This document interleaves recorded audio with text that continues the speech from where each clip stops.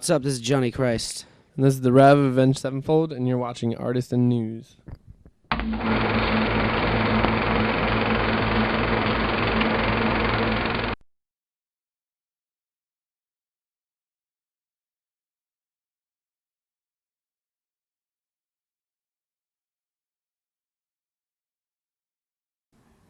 And one of the cool things is that I think you guys are one of the few new bands out there that are not afraid to be a rock and roll band. Not at all. Yeah, and We love being a rock and roll band.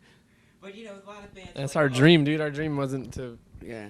not enjoy it and not just be straightforward with the style of music that we want to play and however we want to dress and however we want to act or whatever we want to believe in. You know, like we just do it. Yeah. How could you not?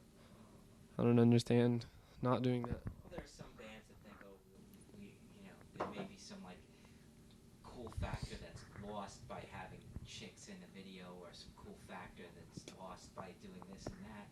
But I think that you guys, are proving that bands are just beyond that now. You're just doing what you like to do. Yeah, totally. It's just funny to hear that it's uncool to have chicks in your videos. It's a little funny. Yeah, because it's weird, and it's like I was discussing this with a friend. Like the old school videos and stuff like that. They did have it, and now it's like hip hop sort of stolen that thunder, and obviously Yeah. in backcountry, it's kind of like with that video, it's kind of bringing that back.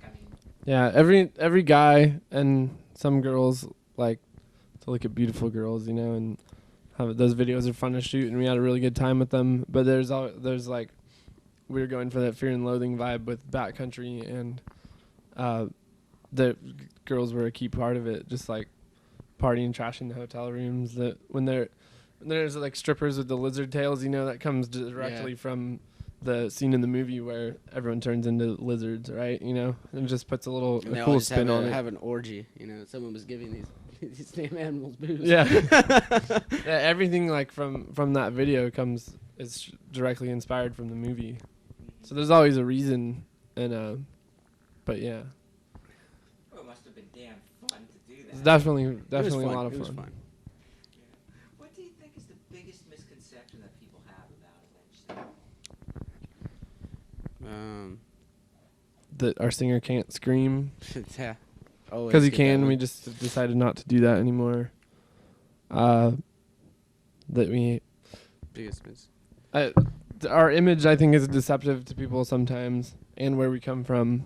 Yeah. Like a lot of people used to lump us in metalcore, hardcore scene, and maybe I just don't think once you listen to our new album, you can't do that anymore. It's too eclectic and it's just too different from everything. I don't think we're very similar to anyone, Did you think that, it's weird because I remember when the album first came out, fans were psyched about it, but there was also that kind of apprehension that you guys were doing something a little bit different than you were before. How do you think like the hardcore fans have responded? Well, at first they were a little taken aback, and you got to get your head around what's going on. Like, I think it took a lot of our core fans a little while to get into the album and digest it and understand it and get over that there's no screaming on it anymore. And then most of them realize that like what he does with his voice is amazing. Anyone can go scream. No one can sing like that, and like Yeah, totally. the melodies are just so much better. When you focus on melody, it just adds so much more to the music, I think. It's way more classic, It's just it's the way rock and roll's got to be. Rock and roll's not about screaming, man. It's about good music and good fun.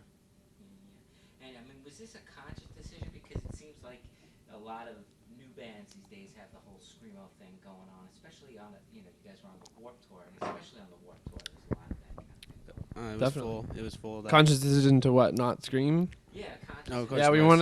want to get out of. We're just not digging that scene anymore. Like, Like being when we lumped started into the it at all. band, it wasn't metalcore wasn't a thing, and it was not every band was screaming. Every band is screaming now, at least a little bit, and it's just getting really played out. We're just sick of it. There's we listen to a lot of bands that scream, That sounds so cliche now, you know, bands that scream.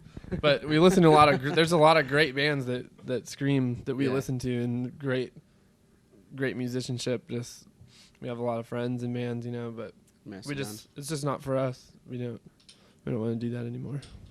And with that being said, though, you guys are probably the most stoked to play the stuff off the new album, but you've got a couple of albums worth of history there. I mean, how do you kind of mix that up? We play that stuff live because Matt Shadows has he has a type of voice that he can convey on the same. He can pull off all those parts in a really good way. All the stuff off the old records, ice cream and stuff perfectly. You know, like he has it.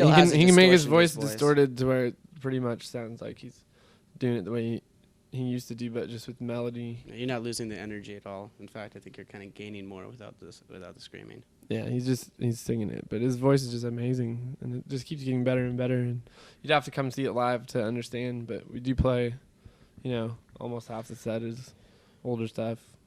And some of the newer stuff, like you guys mentioned before, you've got a lot of different parts and a lot of different things going on in the songs. I mean, how do you pull that off live? Well, everything guitar on the album, everything drums, vocals, everything. We all sing backup vocals.